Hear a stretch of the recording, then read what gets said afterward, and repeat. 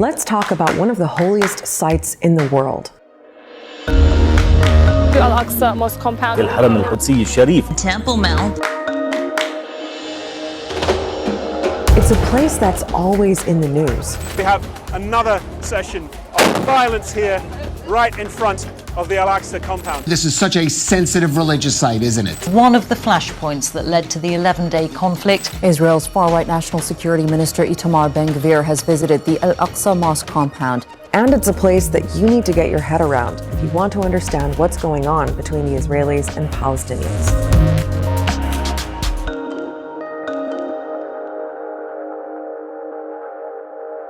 Here's the old city in occupied East Jerusalem, the place where Islam, Judaism, and Christianity all intersect.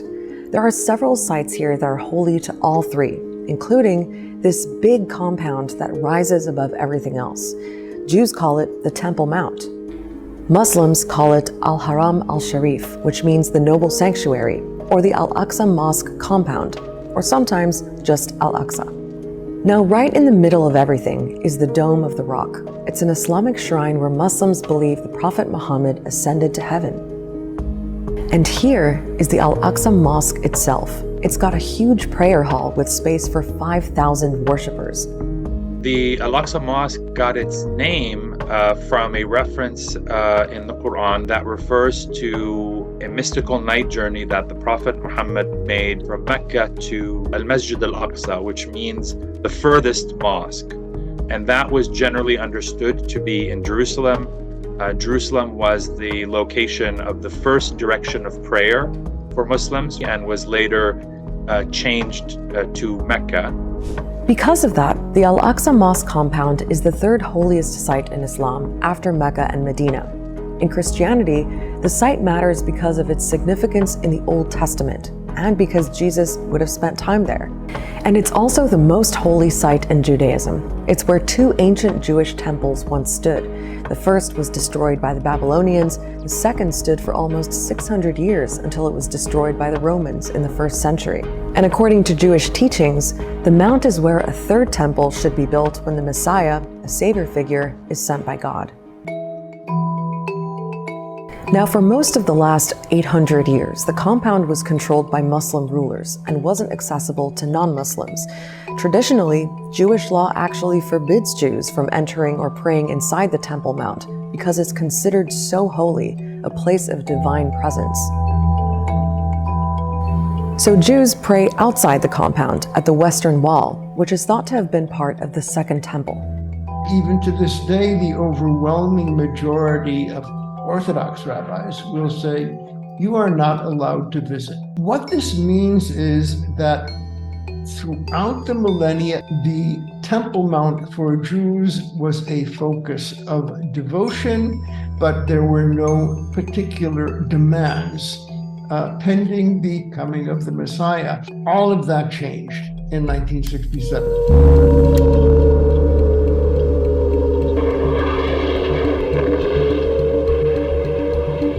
That's when Israel seized control of the Gaza Strip and the West Bank, including East Jerusalem, in the 6-day war between the Arabs and Israelis. But when it came to Al-Aqsa, the Israelis stuck with an arrangement that kept something called the Waqf in charge. It's an Islamic trust that's run by Jordan. Jordan would retain control over the actual compound itself, the Al-Aqsa Mosque, its custodianship, its administration, its upkeep, who could access the site, who couldn't access the site, prayer and worship. And that whole arrangement is wrapped up in this idea known as the status quo. It's a Latin phrase which means the situation as it is now. But in this context, the status quo refers to how things are done at Al-Aqsa. Very simple. Muslims pray, non-Muslims visit. Full stop. If I were to try and translate this into the description of a dynamic, the holiest Haram al-Sharif Temple Mount is exclusively a place of worship for Muslims that is open to the dignified and respectful visits of non-Muslims and in coordination with the autonomous authorities of the Waqf. That's the theory anyway. What actually happens in practice is another thing. Because remember, Israel occupies East Jerusalem and has a heavy security presence in the Old City, including at the gates of the Al-Aqsa compound. So effectively, it's the Israeli police, not the Waqf officials, who ultimately control who goes in and out, although it wasn't always so explicit. There was a shift in the early 2000s after the Palestinian uprising against the Israeli occupation known as the Second Intifada. We saw Israel then controlling not only the vicinity around the Al-Aqsa Mosque compound, but also the Al-Aqsa Mosque compound itself, taking control over security, access, and allowing increasing numbers of Jews to access the site. The change in the Israeli perspective is, we're not your guests, we're your landlord, and we're going to show you that we're your landlord. And what we're seeing is Israel increasingly exercising that control, and more accusations that they're breaking the agreed conventions of the status quo. So there are lots of ways that the status quo has been violated. Restrictions on Muslim worship, which is something that the Israeli occupation imposes quite frequently. Sometimes age restrictions, usually limiting men of a certain age from entering the site if they feel that there may be protests or something happening. We're also seeing more Jewish prayer, whether it's silent, but slowly it's becoming much more overt now. There is Jewish prayer. I've seen it daily. But beyond that, there is a triumphalism, ultranational triumphalism, which is perceived as a violation of the sanctity of the site by Muslim worshippers and people in the Muslim world. The backdrop to all of this is the growing power of far-right groups and religious hardliners in Israel. For example, there is the Temple Mount movement that's been around for decades.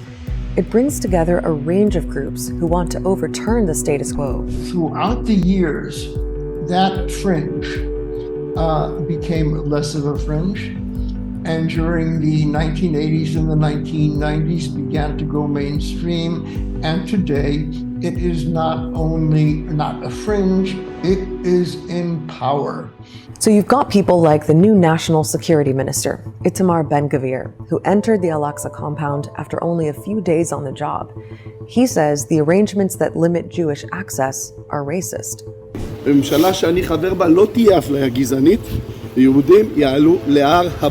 It's one thing to have a non-governmental entity or groups of individuals go, but when you have ministers going up to the site, it's very different. He was effectively asserting what he had promised during his campaign, during the electoral run-up, which was Jewish supremacy and sovereignty over all of Israel. That's why what Ben-Gvir did was so provocative. Lots of countries condemned it. The UN Security Council called a special session about it. Because there's always the fear of how quickly things can escalate when it comes to Al-Aqsa.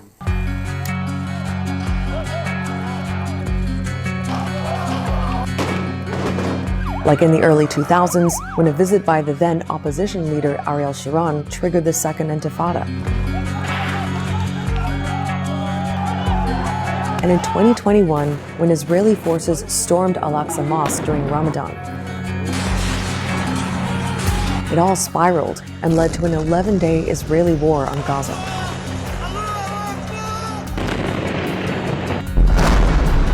Haram is both an explosive, but it is even more a detonator. And when the climatic conditions are correct, what happens on the mount can make the region erupt in flames. Al-Aqsa is such a powerful symbol, so what happens there takes on an even bigger dimension.